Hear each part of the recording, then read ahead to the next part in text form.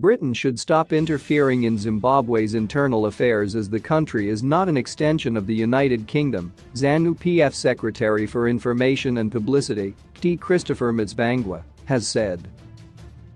Addressing a press conference at the party headquarters in Harare yesterday, T. Mnangagwa said it should never be lost to the British that Zimbabwe has so far enjoyed 42 years of independent rule.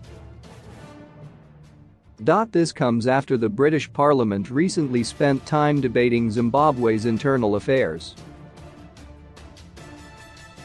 To debate Zimbabwe in the British Parliament, we are 42 years into independence. We just celebrated our 42 years of independence last month.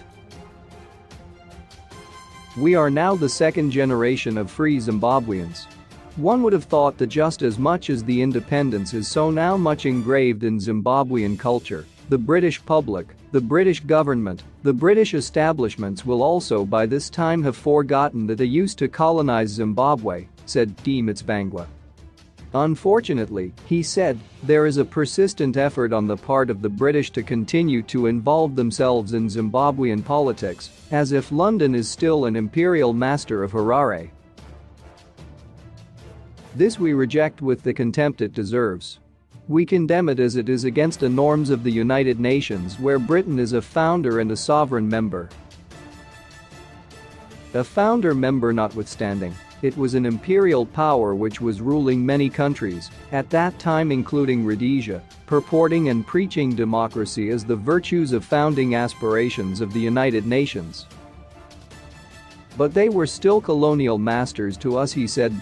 Britain, T. Mnangagwa said, should by now be able to understand that nations are sovereign and equal, according to the United Nations Charter. We say to the British, much as you guard your imperial hankering to be master of Zimbabwe, we will also jealously guard our independence, he said.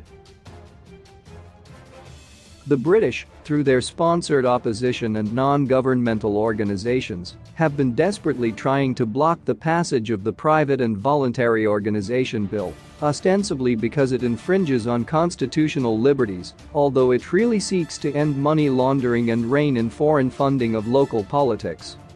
To this effect, T. Mnangagwa said the Private and Voluntary Organization Bill will be passed in Parliament. He said those who have imperial designs and who seem to be still clinging to memories of a bygone era should stop interfering in Zimbabwe's politics. T. Mnangagwa said the bill would be passed in accordance with the laws of the country and would be able to delineate what is nationalism, patriotism, treachery and treason. Zimbabwe's opposition, which has splintered several times in fights over donor funds and control of the party, was formed at the behest of white former commercial farmers, mostly of British heritage, who sought to install a puppet government and reverse the land reform program which redressed land inequities. Up to this day, Britain maintains economic sanctions on Zimbabwe which have negatively affected the country's full growth potential. Although President Mnangagwa has opened doors for engagement and re-engagement in a policy that has been embraced by even former hostile nations in the European Union, the British have played both dumb and blind. Thus, despite the political and economic reforms that have been initiated since President Mnangagwa came into office in 2017, the British, in cahoots with their sponsored NGOs and opposition political parties, prefer to look the other way. Government has dismissed claims by some British members of the House of Lords that ZANU-PF was sponsoring the MDC alliance.